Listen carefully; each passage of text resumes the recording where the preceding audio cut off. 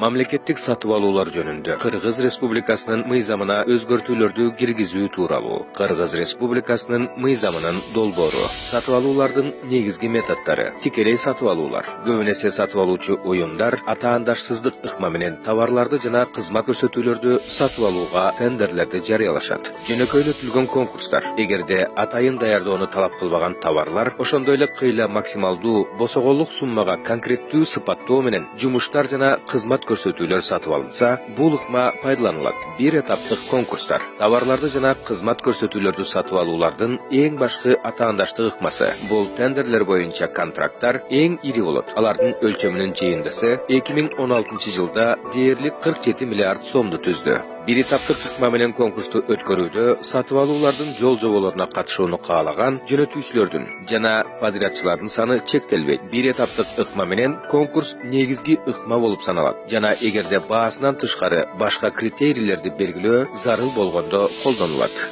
Көйгөйлөр. Тендерлерди өткөрүүнүн электрондук системасын буйтап өтүү механизмдеринин болушу. Айрым сатып алуучу уюмдарда кызмат адамдарынын алдында андан аркы аракеттердин бир нече варианттарын тандоо болгон учурда кырдаалдарды кыянаттык менен пайдалануу болот. Продукцияларды жана кызмат көрсөтүүлөрдү потенциалдуу жөнөтүүчүлөрдүн ортосундагы көмүскө бүтүмдөр. Сатып алуучу уюмдун тендердик комиссиясынын функциясы кымбат сатып алуунун жана өтө кымбат сатып алуунун ортосундагы тандоого гана жана техникалык талаптарга жана документтерди берүүгө ылайык келбеген шартта болгондугу жолу менен кымбат эмес баа берген компанияларды сүрүп чыгарууга багытталган.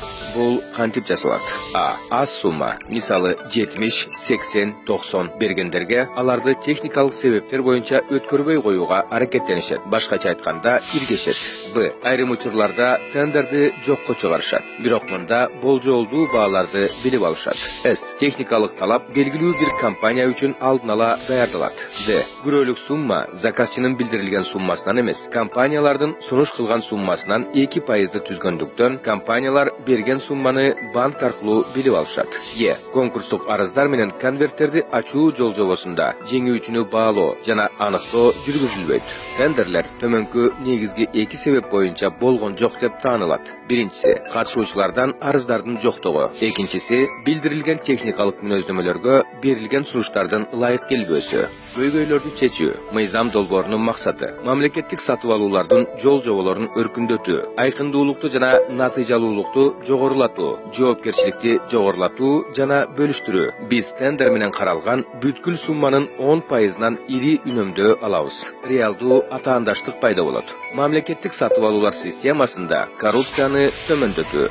Сатып алуунун эң башкы атаандаштык ыкмасы төмөнкүдөй жол менен өзгөртүүнү сунуш кылат. Техникалык жана финансылык сунуштар өз-өзүнчө берилет. Техникалык сунуштар менен конверттер сунуштарды берүү мөөнөтү аяктагандан кийин дароо ачылат. Финансылык сунуштар конвертте чапталып бекитилген боюнча калтырылат жана сатып алуулар бөлүмүнө өткөрүп берилет. Аларды ачкан учурга чейин сакталат. Адегенде конкурстук документтердин квалификациялык талаптарга ылайыктуулугуна техникалык сунуштар ачылбаган боюнча калтырылган финансылык сунуштарды эске албастан бааланат. Техникалык сунуштарды баалагандан кийин конкурстук документтерге ылайык келгендердин финансылык сунуштары менен электрондук конверттери кызыктар тараптардын катышуусунда көпчүлүк алдында ачылат. Эгерде финансылык сунуштун баасы сатып алуунун баасынан ашкан учурларды кошпогондо, эң төмөнкү баа менен финансылык сунуш берген катышуучу утуучу деп эсептелет.